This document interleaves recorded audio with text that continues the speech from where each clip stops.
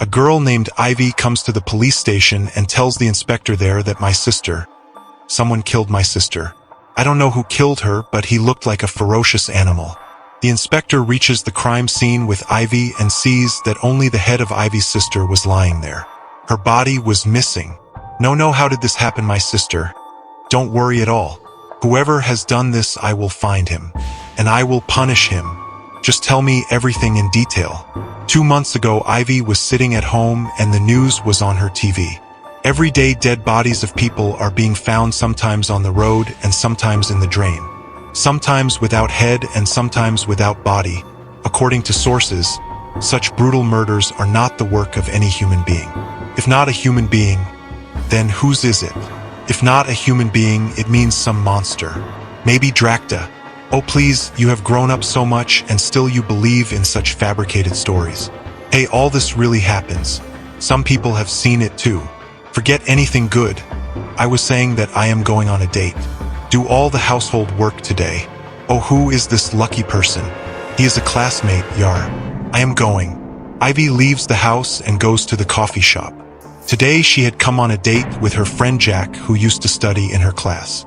After a while, Jack comes to the coffee shop. Hey Ivy, sorry I got a little late. Never mind, let's go inside. Ivy and Jack go to the coffee shop and order coffee and talk to each other. After about an hour, their date ends and they both start coming out of the coffee shop. But as soon as they are coming out, a woman collides with Ivy and coffee falls on her clothes. Oh no, my clothes, please forgive me. I did not see you. Never mind, it is not your fault. What is not your fault? It is absolutely their fault. Are you blind? Can't you see that there is a person in front of you? Leave it, Jack. Let it go. No, friend, how can this be so? Oh brother, relax a little. This is my coffee shop. Now don't come here next time. Okay, we will not come. I will see how you will come here. Hey, are you deaf? I told you this is my coffee shop. Now Jack, let's go from here. Ivy comes out with Jack. What happened, Ivy? It was her mistake.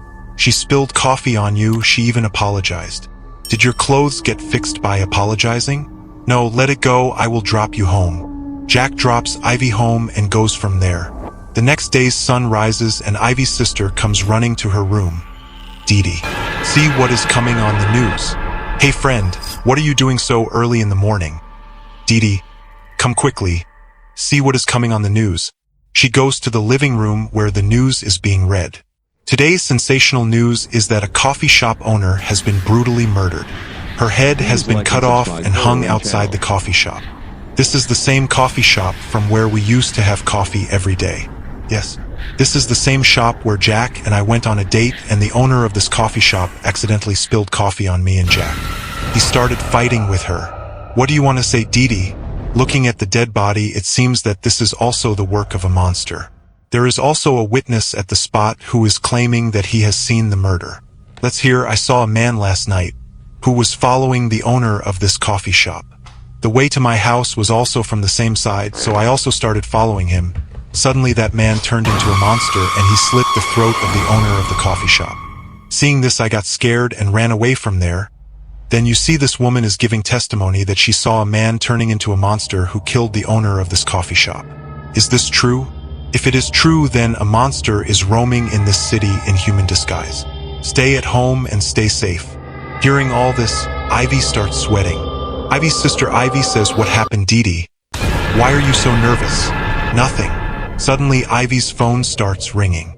She checks the phone and sees that Jack is calling her. Ivy picks up the phone and Jack says to Ivy, Hey Ivy, will you meet me in the park this evening? Yes, we will meet in the evening today. It becomes evening and Ivy reaches the park. After a few minutes, Jack also comes there. Ivy asks Jack some questions like this. Jack, you are reading the news these days. Many people are getting murdered and missing in the city. And there is also a rumor that this is not the work of any human but of some monster. Hey, all these are false news. Tomorrow these people will say that aliens are coming and killing people. All these false things and news are spread by news channels and reporters to increase TRP. But Jack, people are dying, aren't they? When both of them were talking, Ivy's sister comes there. Ivy's sister goes near Ivy's ear and says, Dee Dee, don't feel bad, but your choice is very bad. Why bad choice? What is wrong with me? I whispered in my sister's ear. Forget how you heard the accusation, but tell me what is wrong with me. Why did you say such things about your sister? I was just saying. What was you saying? No. What was I saying? Stop it, Jack. She is my sister. Hey sister, leave her. She looks crazy by her looks. You will find a better boy than him. What did you say, Jack? Let her go, we will meet tomorrow. Ivy goes home with her sister. It becomes night and Ivy and her sister sleep. Ivy's sister wakes up at midnight and goes towards the kitchen to drink water. Suddenly a monster comes in front of her and grabs her throat. Ivy's sister screams loudly. Ivy tells all these incidents to the police inspector. Then whom do you suspect? I think Jack has done all this. Are you sure? I don't know. While she is talking, a tantric comes to the police station. Come. Tantric G. Come. I was waiting for you. You wanted to tell me something. All these dead bodies, all these people who are disappearing from the city. It is all the same thing. It is a vampire who eats human flesh. You people also call him ghoul. He lives among humans in human disguise, but as soon as night falls, he becomes hungry. He is angry by nature. His eyes can see far and ears can hear even hidden things. Tantric G, do you have any way to catch him? You definitely have to identify him and go and catch him in the morning, but catch him before night and kill him before sunset, otherwise he will kill you all. After listening to this from Tantric G, Daroga and Ivy reach Jack's house. Their only mistake is that they reach his house at midnight. Daroga knocks on Jack's door and sees that the door is open. Daroga asks Ivy, why is Jack's door open at midnight? Don't know. Daroga and Ivy enter his house and start going inside. Daroga searches the whole house, but he does not find Jack anywhere, and then he hears the sound of someone eating there. Ivy, there is some sound coming from the kitchen. Daroga takes out his pistol and starts going towards the kitchen. As soon as he and Ivy go to the kitchen, they see that Jack was eating a human body. Jack turns back and looking at Daroga and Ivy, says, Ivy, what are you doing here? Raise your hands, Jack, a human in the form of a devil. As soon as Daroga points his pistol towards Jack, Jack quickly attacks Daroga's chest with his sharp nails and Daroga falls unconscious right there. Ivy, this is my helplessness. I am a call and this is my real form. I cannot eat food like normal humans like you. Only human flesh can satisfy my hunger. Daroga gets up silently and picks up a big knife kept in the kitchen and slits Jack's throat. There is no other way to kill him. He is a Tantric G-son, but it is very difficult for us humans. If we want to kill him, we will have to separate his head from his body. Jack had also made a mistake. He forgot to kill the inspector. The inspector remembered the words of the Tantric and he killed that goon and stopped the murders happening in the city. It was 6 o'clock in the evening. Hudson was riding his bike. Suddenly Hudson's eyes fell on a beautiful girl standing on the highway who was looking at Hudson with a smile.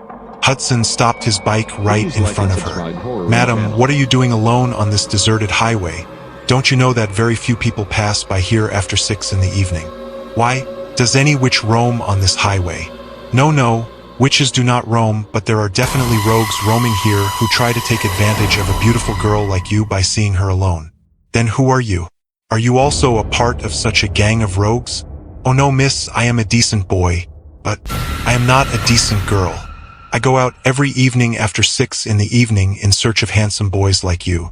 I like to make boyfriends every day. Saying this, the girl started looking at Hudson with strange eyes. Hudson got lost in the girl's eyes. Suddenly, the girl's eyes became deep blue. Hudson got very scared after seeing those deep blue eyes. Who are you? What happened? Did you not like my eyes? Saying this, the girl's face changed into a burnt and horrifying face. She quickly caught Hudson's hand, and the next moment Hudson found himself on the roof of a ruin. Hudson screamed, "Let me go. Forgive me." Just then a strong gust of wind hit Hudson's body and Hudson staggered and fell down from the ruin. In a few moments Hudson's body was lying under the ruin, soaked in blood. 2 days later, John was discussing Hudson's mysterious death with his friends. I don't understand why Hudson went to that ruin. I am getting nervous just thinking about it. Is it possible that the Sadhu was telling the truth? Stop talking nonsense, Maverick. We are already troubled by your habit of scaring us, and you have started scaring us again. You all should stop your nonsense. Our friend Hudson has been murdered. This is not an ordinary thing. Yes, what is even more extraordinary is that Hudson's body has been found under the roof of that ruin. I think both of you are getting nervous without any reason. According to the police, Hudson had fallen down from the ruin. It is possible that his foot slipped and he died. But my question still remains that why did Hudson go to that ruin? John had just said this much when Eddie's mobile rang. The call was from his girlfriend Ivani. Eddie received the call. Hello Ivani, what happened? Where are you, Andy? I am sitting with my friends. Come to Mall Road right now, my car has broken down. Okay Ivani, you wait there, I will come in 10 minutes. After saying this, Eddie disconnected the phone and looking at his friends said, Now stop this discussion here, if our girlfriends get to know about it, you all know what will happen to us, we will discuss this some other day. After saying this, Eddie left the house and rode his bike on the road. In a short time, Eddie had reached Mall Road. He saw that Ivani was standing alone on the road. Eddie stopped his bike right in front of Ivani. You were saying that your car has broken down, but I am not able to see your car here. The car was just an excuse, I had to call you to me. I did not understand anything. See, the weather is so romantic, so pleasant. In such a situation, don't you feel like romancing? Ivani, you know that my childhood friend has died mysteriously. I have not yet recovered from the shock of his death, and you are thinking of romance. I can understand, but I have a solution for this. I am not able to understand what you are saying. If you are sorry for your friend's death, then why not send you to your friend? Hearing Ivani's words, Eddie was shocked. Who are you? You cannot be Ivani. Suddenly Ivani's face changed into a horrifying burnt face, and she swiftly grabbed Eddie's hand. Eddie found himself inside the same ruins. How can this happen? This is impossible. Everything is possible. Suddenly, huge flames of fire started coming out of her blue eyes. The terrifying flames of those eyes engulfed Eddie's body. In a few moments, Eddie became silent in agony. The next day, the police found Eddie's body in the ruins.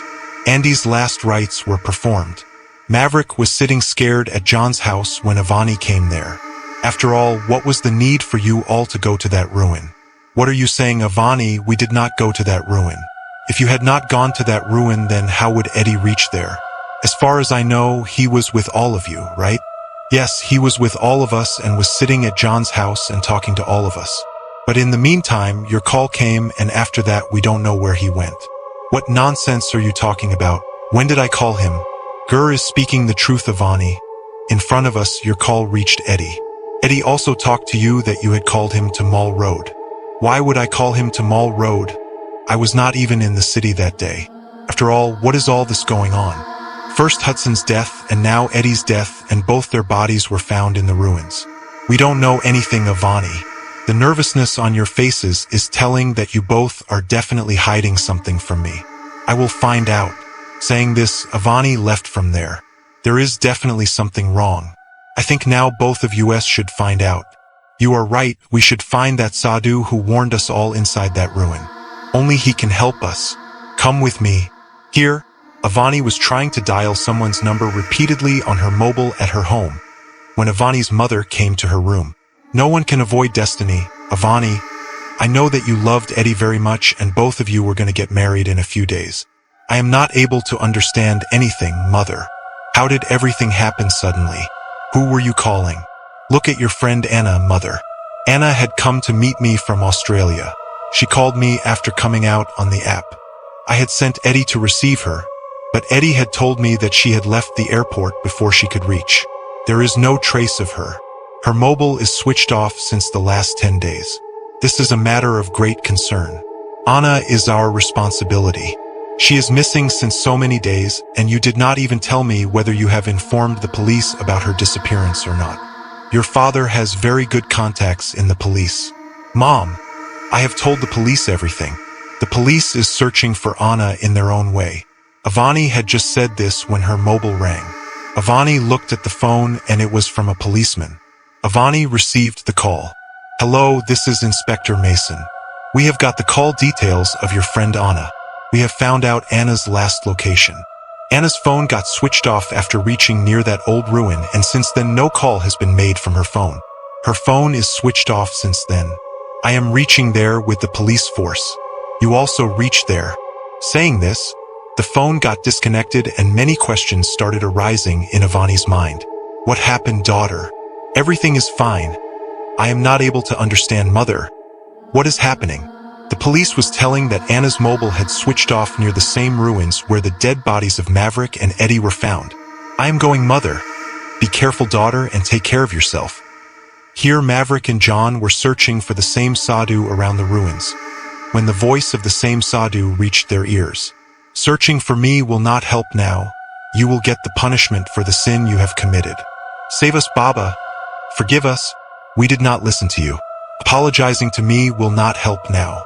I had warned you, but all of you friends had considered my warning a joke and thrown it aside. Tonight is the last night for both of you. Saying this, the sadhu came close to both of them with angry eyes. Close your eyes and see your crime and decide for yourself whether both of you deserve forgiveness or not. After saying this, both of them started closing their eyes automatically, and the scene of their own misdeed of 10 days ago started playing in front of their eyes. Tied to the AC, she was screaming, "Leave me, let me go, you all are not doing this right. Yes, we will leave you, first listen to us. Don't you feel ashamed, Eddie? I am your girlfriend's friend and I have come to India to meet her, and you secretly mixed a drug of intoxication in my drink and brought me here just after seeing you outside the airport. All of us friends' intentions had become bad. Yes, isn't it? We all were crazy about your blue eyes. Now how can we let you go? You all are debauches and have forgotten everything in your debauchery and have become blind. Don't talk nonsense, Anna. Listen to us. It is in your best interest. Impossible, I will die, but I will not trade my honor. Then okay, we will have to do it forcefully. Just then, the voice of a sadhu hit their ears. Leave that girl and go away from here. It is a new moon night and this is a devilish ruin. They all got scared seeing the sadhu. Hey friend, where did this sadhu come from? He saw us. Run away from here. Have you gone mad? If we leave Anna alive, she will tell everything to my girlfriend and we will all end up in jail. Saying this, Eddie set Anna's clothes on fire with a burning torch. Anna started screaming badly while burning and then calmed down. What have you done tonight? You burnt this girl alive in this ruin. You all will die. Don't open your mouth, sadhu. Otherwise we will burn you alive too. John and Maverick regained consciousness. But in front of them, not the sadhu but Anna was standing in her terrifying form, and from a distance, Ivani and Inspector Mason were watching this whole scene with wide open eyes. Forgive us, Anna. Let us go. Leave me. Then fire started coming out of Anna's eyes, and that fire engulfed John and Maverick badly. Both their bodies started burning. Anna came in her real form and slowly walked towards Ivani and Inspector Mason and stood there. There is no need to say anything. I understood everything. It was my mistake that I sent Eddie to get you. All this happened because of me. My eyes failed to recognize Eddie's dirty face. Anna disappeared into the air smiling.